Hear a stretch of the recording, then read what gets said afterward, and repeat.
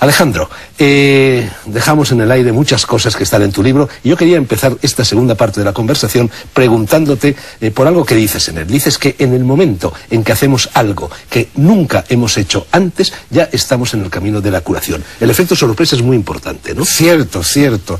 Es decir, que vivimos con círculos viciosos de hábitos. Tenemos hábitos mentales, hábitos emocionales, hábitos sexuales y hábitos corporales. Entonces, cuando rompemos los hábitos, aparece una nueva dimensión de nosotros mismos, porque en el fondo somos tan infinitos como el universo. Pero la familia, la sociedad, la cultura, nos ponen un molde. Cuando nos salimos del molde empieza la curación. Y no solo eso, hay que hacer algo que nunca haya hecho uno, y mientras más difícil, mejor. Además, y eso también lo insinúas en el libro, cuando hacemos algo que nunca hemos hecho antes, el sujeto, yo, la persona que sea, vuelve a interesarse por el mundo. Y en ese momento, añades, se produce la irrupción fulgurante de la poesía. Cierto, claro. Mira, Castaneda, ¿no? Castañeda, pero se le dicen Castaneda, a un director de un gran periódico, lo hizo salir a la calle a vender periódicos en la calle. Le cambió la vida. Y tenía una vergüenza espantosa este director, porque vendía los periódicos a gente que trabajaba con él. Y cuando se acercó al automóvil a venderle a uno de sus empleados, el empleado no lo reconoció porque no pudo imaginarse que su director estuviera vendiendo periódicos en la calle. Se entra en pleno en la magia, en el misterio. Cuando te sales de ti mismo, aparece un personaje otro, no eres tú.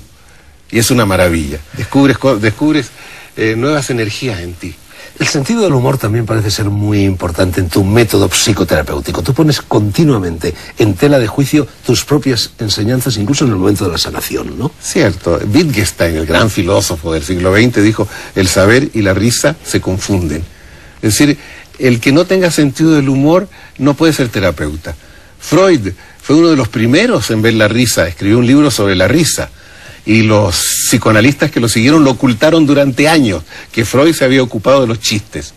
Pero es muy importante, la risa es una descarga de la racionalidad formidable.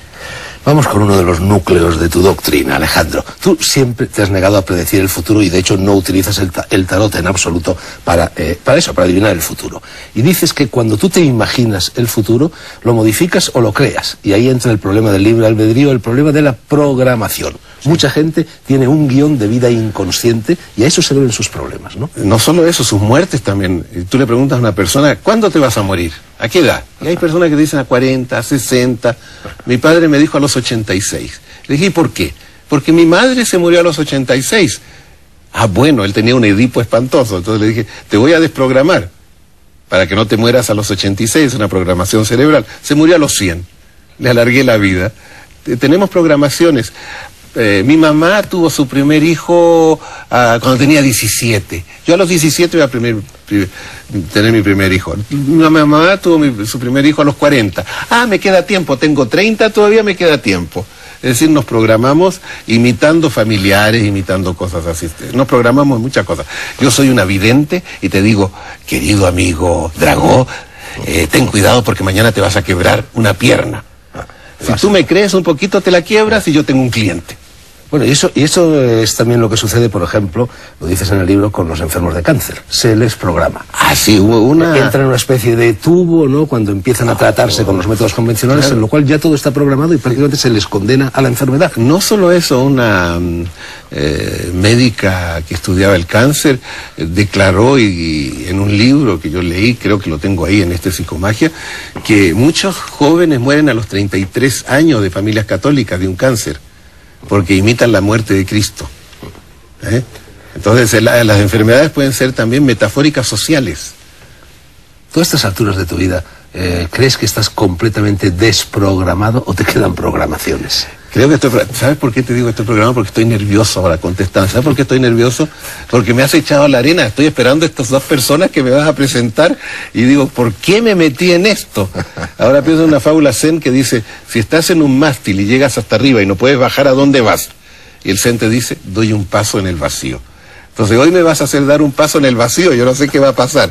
Así que te contesto más o menos, ¿eh? Estoy programado, ¿ves? Tú no deberías tener miedo. Alejandro, hubiera sido mejor que no te hubiera dicho nada, que te hubieras soltado estas dos personas que mejor, mejor porque ahora no tendría miedo. Mi programa de que no vas a poder no estaría funcionando. Bueno, pues a partir de ahora nunca te voy a decir nada de lo que vamos a hacer. La sorpresa. Mejor. La sorpresa. ¿Qué sucede con las enfermedades hereditarias? Porque cuando uno tiene una enfermedad hereditaria, bueno, está programado biológicamente. Claro. ¿Cómo se lucha contra eso? Yo te puedo contestar, según lo que yo sé, porque nadie lo sabe todo, hasta cierto punto, porque siempre hay excepciones, ¿no es cierto? Yo creo mucho en el árbol genealógico. Somos una familia que nos marca, nos posee, como el vudú. No nos posee un tío, nuestro padre, un abuelo. Entonces, nosotros necesitamos una identificación con la familia para ser querido. Entonces, mi abuelo es enfermo del hígado, mi padre es enfermo del hígado, yo soy enfermo del hígado. Mi madre, antes de tener hijos, abortó, mi abuela abortó, yo voy a abortar, etcétera. Entonces, hay cáncer en mi familia del pecho aquí, un cáncer acá, otro cáncer allá. Hay un divorcio aquí, otro divorcio en la otra generación, otro divorcio en la otra generación. Entonces, nos identificamos a la familia y decimos, la familia tiene esta enfermedad. Entonces yo pertenezco a la familia. Si mi padre es enfermo del hígado, yo soy una muchacha que quería ser amada por el padre y el padre solo ama a los hombres. Me hago un problema en el hígado para pertenecer a mi padre, ¿no? A través de la enfermedad. Esa es la respuesta. Dices, ya que hemos hablado del cáncer, vamos a hablar de otra enfermedad dramática que es el autismo. Tú dices, y tiene mucha relación con lo que estamos hablando en el libro, algo que me ha sorprendido muchísimo, Alejandro. Dices que muchas veces los autistas que se niegan a utilizar un lenguaje que permita comunicarse con sus semejantes, eso se debe a que hay un secreto familiar que ellos no quieren, no pueden, no deben revelar y que se puede remontar incluso a 3 generaciones atrás. Hay muchos secretos en el árbol genealógico. Hay secretos, por ejemplo, un traidor, una tía prostituta, un incesto, tal persona se acostó con su padre, un abuso, una violación, una ruina. Son secretos que tratan de salir a la superficie. El secreto está hundido y siempre trata de salir. Y puede demorarse 2, 3, 4 generaciones en salir hasta que sale, ¿entiendes tú? Sale el secreto. Entonces este secreto a veces se va a manifestar por enfermedades, por autismos. A veces es necesario, hay una culpa. Entonces sale un niño loco que paga la culpa de la familia anterior, ¿no es cierto? De los abuelos, paga la culpa. Y tú dices que muchas veces ese silencio del autista se le ayuda a salir de él con un acto de creatividad por parte de la familia, por parte de los padres. Sí, también. Una psicoanalista, te voy a decir el nombre, Chantal Rialán, para que sepa que existe. Me dijo, ven, me llama por teléfono y me dice, ¿puedes venir a ayudarme? Porque tengo un muchacho autista que no lo puedo sacar. Entonces llego y está sentado así. Por suerte la televisión lo puedo mostrar, está sentado así. Entonces me dice, muéstrale el tarot. Entonces le pongo el tarot frente a él, aquí, y lo cierra. Le vuelvo a poner el tarot y lo cierra. Entonces digo, bueno, este autista, ¿qué hago? Y entonces le dije, ven Chantal, y me tendí así de espaldas en el suelo y lo miré para arriba. Le dije, hola. Entonces entré en su campo de visión y empezó a hablar. Es decir, que el autista hay que ir a buscarlo en su campo. Es curioso, en su celda. Hace un par de semanas estuvo aquí en este mismo programa Kenzaburo Oe, el premio Nobel de literatura japonés, que tuvo un hijo con parálisis cerebral, bueno, lo tuvo, no lo tiene, que ha llegado a ser un músico conocido. Yo me parece que ya te he contado la anécdota, lo del canto de los pájaros. Sí, se la recordamos a los espectadores.